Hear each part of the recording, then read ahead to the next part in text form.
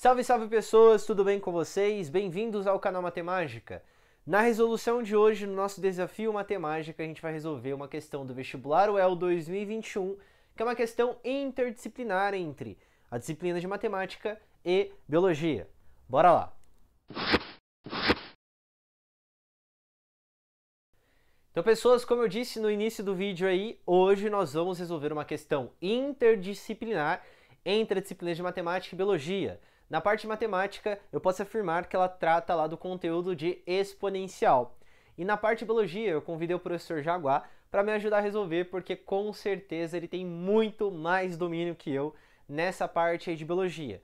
Inclusive, vou divulgar aqui o canal do Jaguar e também o Instagram dele, tá? Os dois links estão aqui na descrição, assim como o canal tá aqui no card também, essezinho que fica aqui do lado, tá bem? O professor Jaguar vai começar a fazer a mesma coisa que a gente faz aqui no canal, só que relacionado à parte de biologia. Então vai pegar lá os vestibulares do Paraná e vai começar a resolver. Eu tenho certeza que aí sim você vai conseguir dar um passinho maior ainda para a sua aprovação, beleza? Então não deixe de conferir, não deixe de se inscrever lá no canal do Jaguar e seguir ele também lá no Instagram. Obviamente, eu também vou pedir aqui, né, a sua forma de pagamento para que eu consiga trazer mais projetos como esse aqui no canal, é você deixar o seu like aqui, compartilhar esse vídeo com alguém que você conhece que vai prestar o vestibular da UEL e também se inscrever aqui no canal, porque é assim, o like recomenda esse vídeo para mais pessoas e eu vendo as inscrições do canal, eu consigo me dedicar mais tempo ainda em relação a esse canal aqui, tá bom? Outro recadinho importante, eu sei que tem muitos recados hoje, mas assim, esse aqui é essencial que você tenha na sua cabeça, é que eu fiz uma apostila gratuita pro Enem, beleza? Eu peguei as questões, separei lá em conteúdo, e aí, em grau de dificuldade também, e ela é de graça, é para você conseguir tirar uma nota superior a 900. Então clica aqui na descrição, beleza? Tem um nome lá escrito Matemática Enem mais 900, clica nesse link e você vai ver como é que você consegue adquirir, de novo, gratuitamente essa apostila para que você consiga tirar uma nota superior a 900, tá bom? E se você quer ter mais materiais gratuitos, aqui na descrição também nós temos o canal do Telegram. Esse canal do Telegram, a gente tem lá alguns materiais, listas de exercícios, agora eu tô voltando a postar porque eu tinha deixado um tempinho de postar, mas foi um tempo para eu conseguir escrever essa apostila do Enem que eu citei, tá? Tudo que eu citei aqui, tanto o canal do Jaguar, quanto o Instagram dele, quanto o meu Instagram também, quanto lá a apostila que eu citei para vocês e o canal do Telegram, todos estão aqui na descrição, beleza? Dados esses recados aí, vamos à leitura da nossa questão referida aí para a nossa resolução. Bora lá! Nos últimos 20 anos, 3 vírus foram responsáveis por síndromes respiratórias agudas graves, como a SARS, MERS e a Covid-19. A previsão exata do número de pessoas infectadas por um determinado vírus é impraticável. Todavia, especialistas assumem que técnicas como a descrita a seguir fornecem um limitante para este número. Seja R uma região afetada por um vírus. Suponha que vivam K pessoas em R, com K maior que 2, um número constante inteiro. Então essa é uma informação importante para a gente. Ó. Nessa região, nós temos K pessoas e esse K é um número maior que 2, ele é um número inteiro também. Denote por H de T o número de pessoas em R infectadas pelo vírus no instante T.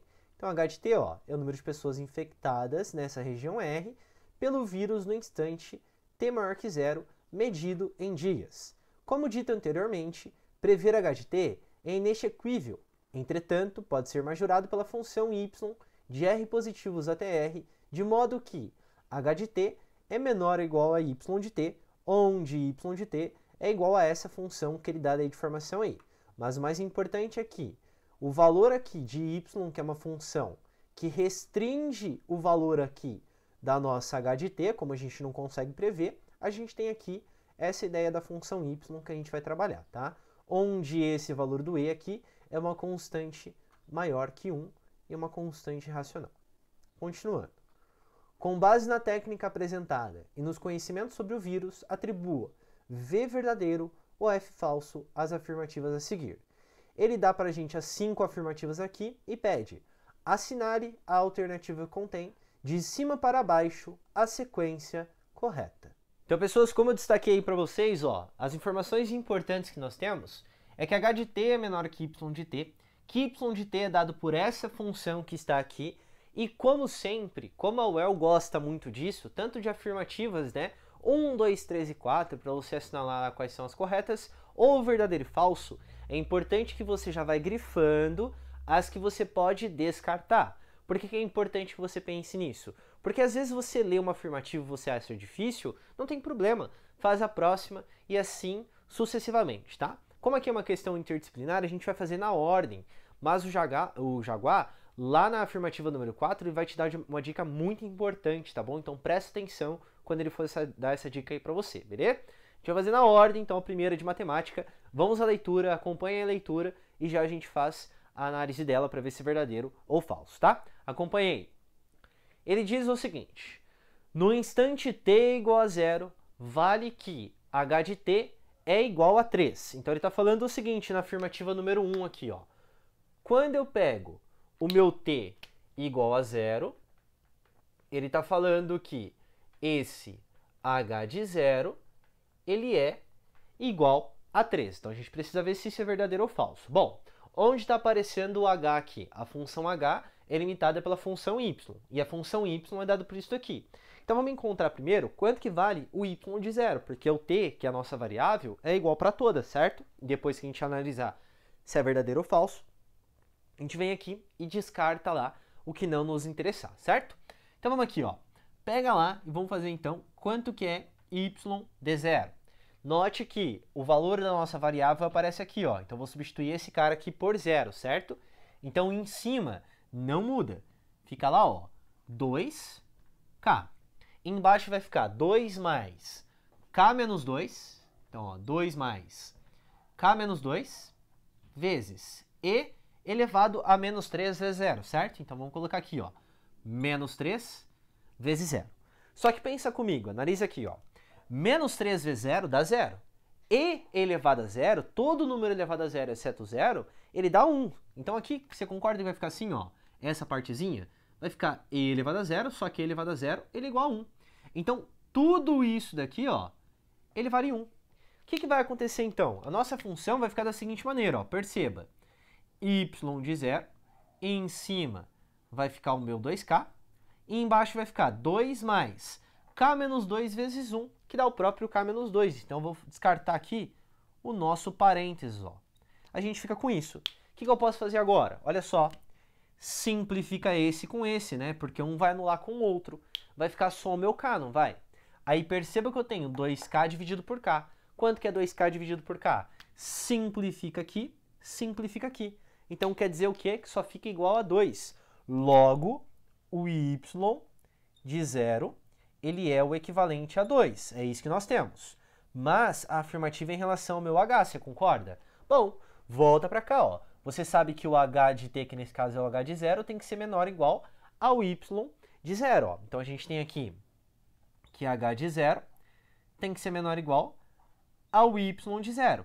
Que, por sua vez, o y de 0 vale quanto? Vale 2. O que a gente pode concluir dessa partezinha aqui, então? Que é o seguinte, ó, que o valor do y de 0 tem que ser menor ou igual a 2. Ó. Então, y de 0 não, que o h de 0 tem que ser menor ou igual a 2. Como ele está falando que é exatamente 3, isso é falso, porque ele não chega nem no valor de 3, né?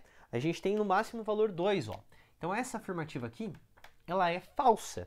Se a afirmativa 1 é falsa, o que a gente pode fazer, ó? A gente pode descartar a alternativa A e a alternativa de letra B, ó. Sai essas duas aqui, certo? Ficando entre essas três afirmativas aqui, que agora a afirmativa de número 2, que a gente vai poder descartar um pouquinho mais ainda, quem vai fazer com vocês é o professor Jaguar. Lembrando que o link tá aqui na descrição das redes sociais lá e também do canal do YouTube do professor Jaguar, beleza? Acompanha com ele aí. Valeu, Gotardo. Muito bom. Isso mesmo, pessoal. Como o Gotardo bem disse, eu sou o professor Jaguar, sou professor de Biologia. Eu tive o prazer de dividir tablado com o professor Gotardo lá no cursinho da UEL, no cursinho CPV. E eu estou aqui para ajudá-lo a resolver essa questão interdisciplinar entre a matemática e a biologia, beleza? Então vem comigo, pessoal. Ó, o Gotardo já falou da afirmativa 1, que é de matemática. Vou falar da afirmativa 2 com vocês. E ela diz o seguinte, ó. Doenças emergentes que são doenças que num pequeno período de tempo dá um boom, dá um surto, tá? Muitas pessoas ficam infectadas com essa doença. Isso é uma doença emergente. Doenças emergentes, como a Covid-19, surgem por diferentes processos, sendo uma delas a própria mutação do vírus, né? Dos vírus, no caso aqui. Pessoal, é verdade, tá? Essa questão aqui ela é verdadeira. Vou colocar aqui um V de verdadeiro. Por quê?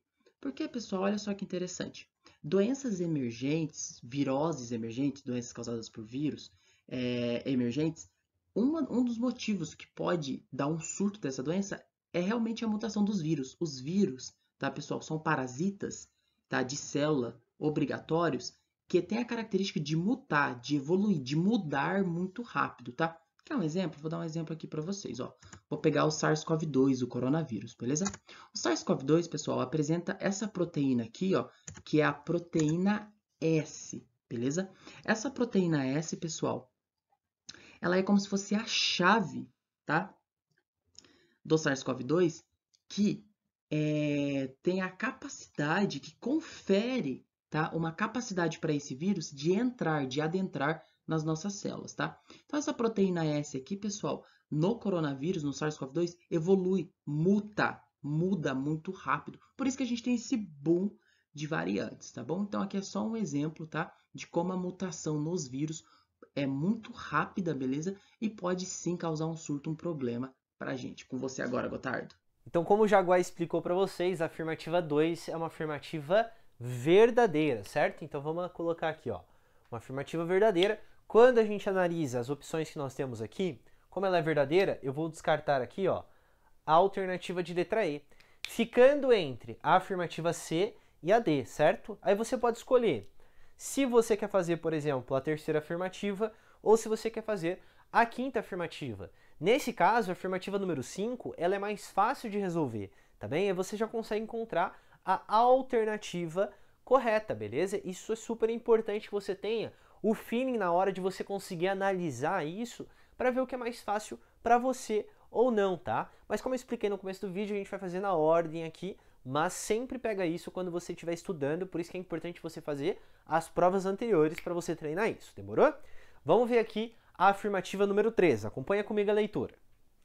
Ele diz o seguinte: em todo instante de tempo, t maior ou igual a zero, o valor de h de t é menor que o meu k. Então, ó, todo instante que a gente pega aqui de t maior ou igual a zero, a gente vai ter o seguinte, ó, o valor do meu h de t, que é a função que é limitada por y ali, ele tem que ser menor que o meu k, tá? Bom, quando eu olho para minha função, se você olhar para cá, ó, o 2k ele nunca muda, porque ele diz no começo que é uma constante que não se altera, uma constante inteira, tá? Eu vou explicar primeiro algebricamente aqui, depois eu mostro no gráfico isso para vocês, porque é importante que vocês tenham essa análise aí também, tá bom? Então, esse cara aqui, eles são valores que não se alteram. Quem vai ficar alterando é todo esse conjunto aqui. Não quer dizer que esse se altera, não. É esse valor aqui, ó.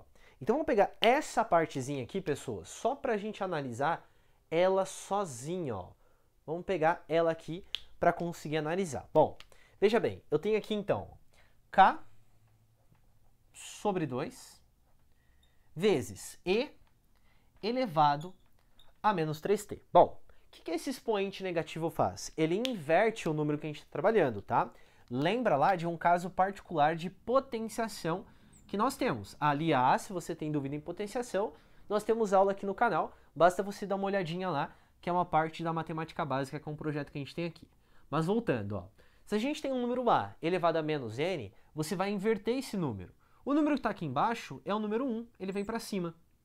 E aqui o a ele vem para baixo, trocando o sinal do seu expoente, demorou? Então é isso que a gente vai fazer aqui, ó. Olha lá, k menos 2 vai inverter. Quem que vai vir para cima? O número 1, mas não faz diferença nenhuma para a gente.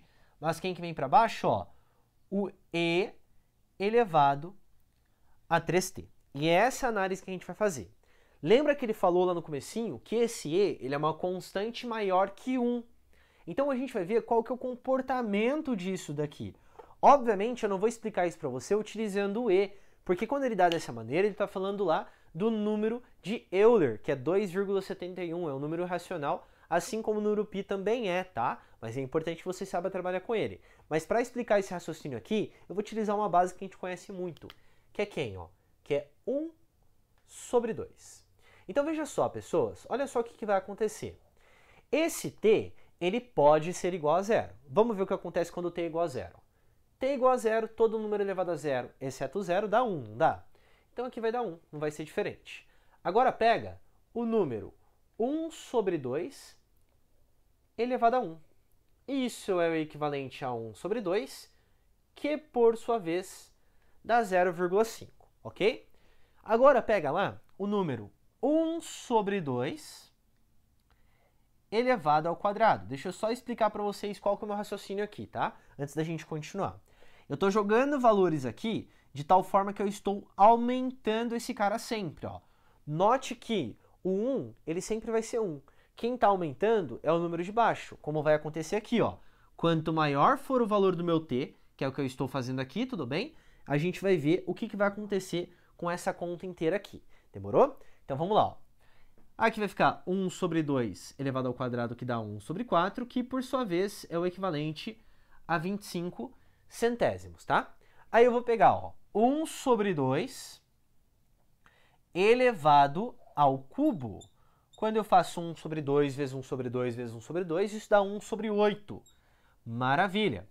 Que é o equivalente a 625 centésimos. E continua, vou aumentar só mais um, ó. Pega lá, 1 sobre 2 elevado à quarta. Olha só o que vai acontecer. Essa conta aqui é o equivalente a 1 sobre 16. Então, vamos colocar, ó, 1 sobre 16, que é o equivalente a 0... Opa, perdão, esse número aqui, ó, eu viajei. E isso daqui é 125 centésimos, tá? Corrige aí. Esse daqui é 625 milésimos. E isso continua infinitamente. Só que olha só, se eu pego 1 sobre 2 elevado a um número muito grande aqui do meu t, olha só o que está acontecendo. Quando eu peguei 0 deu 1, quando eu peguei 1 deu 0,5, quando eu peguei 2 deu 0,25 e assim sucessivamente. Você concorda que esse resultado ele sempre está diminuindo, chegando cada vez mais próximo de zero, quanto maior é o meu expoente? Então a gente fala aqui, ó, que quando esse t ele é um número muito grande, a gente fala que ele vai para o infinito, de tão grande que ele é, o valor aqui todo, nós falamos que ele vai tender a zero. Ele dá zero? Não, ele dá muito próximo de zero, mas a gente fala que ele tende a zero. O mesmo raciocínio, ele se aplica a isso daqui. Aí você deve estar se questionando, né? Tá, mas esse e, ele não é 2. Ele é um valor irracional. Tudo bem, mas ele é 2,71. É um valor maior que 2, entendeu? Então, quanto maior for esse cara aqui, mais rápido ele vai se aproximar de zero. Mas o raciocínio é o mesmo, ó. Quando eu aumento esse valor aqui do meu t, o que vai acontecer com esse cara? Ele vai tender a zero. Quer dizer que ele dá zero? Não, não quer dizer que ele dá zero. Ele chega muito próximo de zero, tá? Mas a gente pode considerar como se ele fosse zero para entender uma coisinha aqui, ó. Vamos pegar essa função e como ele está chegando muito próximo de zero, a gente pode desconsiderar isso daqui da nossa conta, tá? Então, olha só o que vai acontecer, ó. Se eu pegar só essa parte da função, quando t ele é muito grande, tá bem? Ó, vai ficar só 2k sobre 2, mais alguma coisinha, certo? Só que se eu considero essa coisinha que ela é muito pequenininha, olha só o que ia acontecer. Ele ia dar o valor do k, não ia? Então, veja só, esse cara, ele ia ficar limitado pelo y de t, certo? A gente tem aqui, ó, que o y de t ia se aproximar do k. Então, a h de t ia ser menor ou igual ao meu k. Aí você precisa analisar, tá, mas aqui está só menor. Por que está só menor? Porque esse cara, ele é um número muito pequenininho. Mas se ele é um número muito pequenininho, quer dizer que ele não chega no valor do k. Ele chega muito próximo do k, mas não no valor do k. Você concorda comigo se, por exemplo, assim, ó, 3 sobre 3, isso dá 1, não dá? Mas se eu coloco assim, ó, 3 sobre 3 mais 0,000000, vários zeros aqui, tá? Ó, 0,000001, um número muito pequeno. Ele chega muito próximo do 1, mas não chega a dar o valor do 1, porque o meu denominador é maior, é o mesmo que está acontecendo aqui. Então, esse valor, ele chega muito próximo da função, no caso, tá? Ó, ele chega muito próximo do k, mas não chega no valor do k. Ele é sempre um cara menor que ele. Por isso que a gente fala que ele é um limitante, que é essa ideia que nós estamos aplicando aqui, que é um dos princípios que nós temos da ideia de limite se você for fazer lá um curso que tem cálculo diferencial integral, tá? Então, só respondendo a nossa afirmativa aqui. Como o y de t ele se aproxima muito próximo do k, então está acontecendo o seguinte, ó. Esse cara aqui, que é o nosso limitante, ele está ficando h de t, que é menor ou igual a y de t, que é menor que o meu k. Ó. Perceba que esse cara ele é menor que o meu k. Se ele é menor que o meu k, então nós podemos concluir o quê? O seguinte, que h de t vai ser menor que o nosso k, tá? Sendo assim, essa afirmativa que nós estamos trabalhando aqui, ela é uma afirmativa verdadeira. E se ela é verdadeira, perceba que nós podemos aqui, ó, encontrar a alternativa de letra C como sendo a correta da nossa questão. Mas nós vamos analisar a afirmativa número 4 com o professor Jaguar ainda e a afirmativa número 5 comigo depois, beleza? Bora lá! Então, pessoas, para ficar mais clara a parte algebricamente que eu expliquei na afirmativa número 13, eu acabei esquecendo de citar isso, a gente vai ver também no GeoGebra. Obviamente, na hora você não tem o GeoGebra para você conseguir olhar essa curva, e na hora também você não vai conseguir formar esse gráfico aqui, nem é a ideia, tá? É só para que fique mais claro mesmo, tudo bem? Então, ó, o nosso K aqui, eu coloquei esse negócio que a gente chama de controle deslizante aqui, que você pode ficar variando o valor. Mas eu vou deixar fixo em 24, porque foi a linha que eu coloquei aqui para a gente conseguir entender, tá? Se você compara a função que está aparecendo lá com essa função, substituindo, obviamente, né, no lugar do k aqui, o 24, a gente vai ter ela. No lugar aqui do x tem t, e aqui no lugar do fx ele dá como sendo y de t. Mas é que o GeoGebra não reconhece isso, e são só variáveis, né? Então isso aqui não vai interferir em nada pra gente, tudo bem?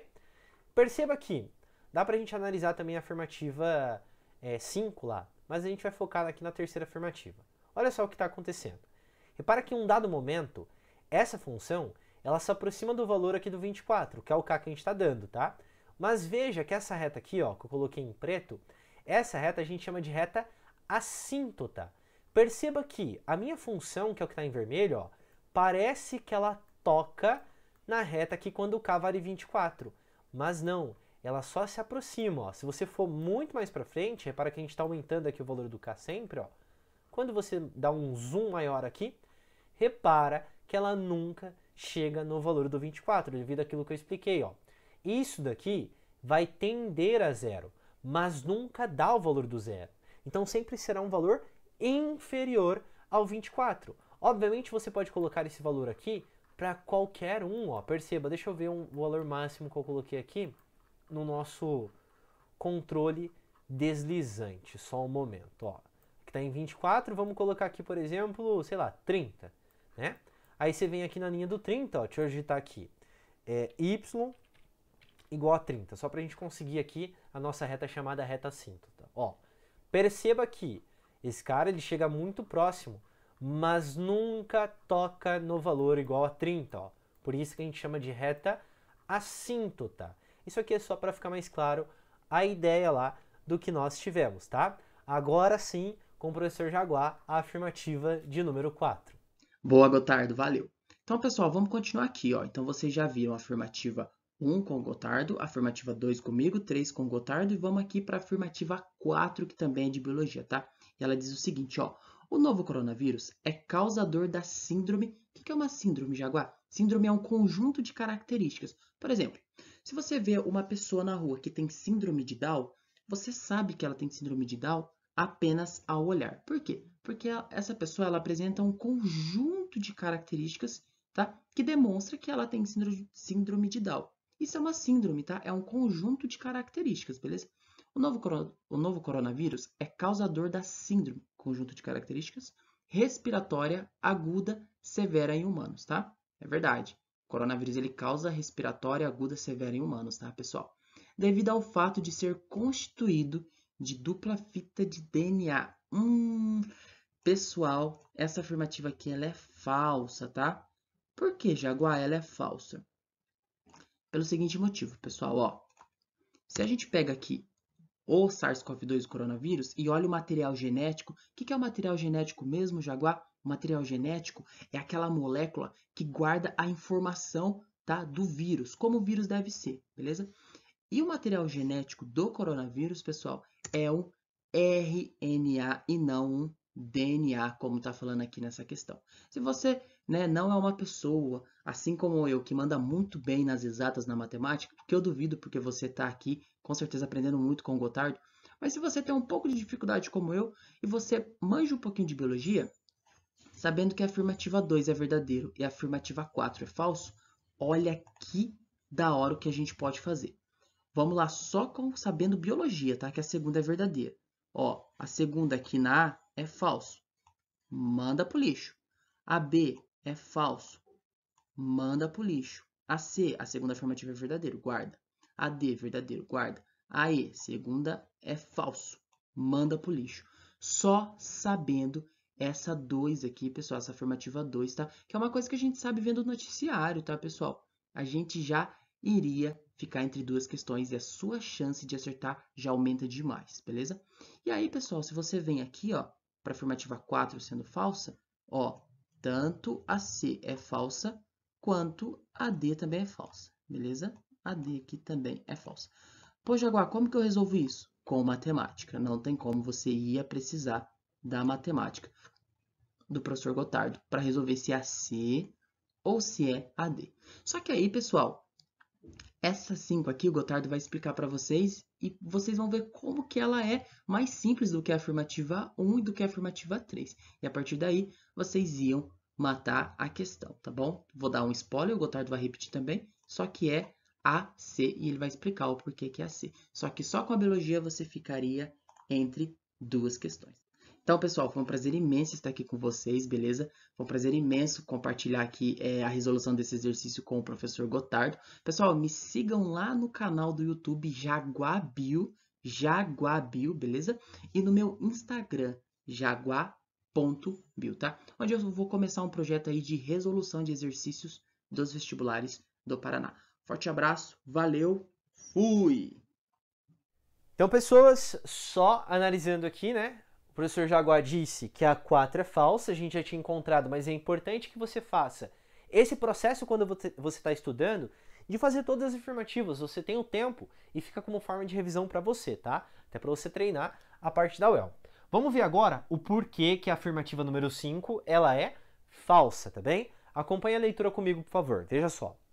A função y é constante nos dias iniciais da pandemia. Bom, você pode fazer isso aqui de duas maneiras, tá? Vou só explicar a primeira e vou fazer da segunda, porque na verdade é só fazer uma análise, tá bem?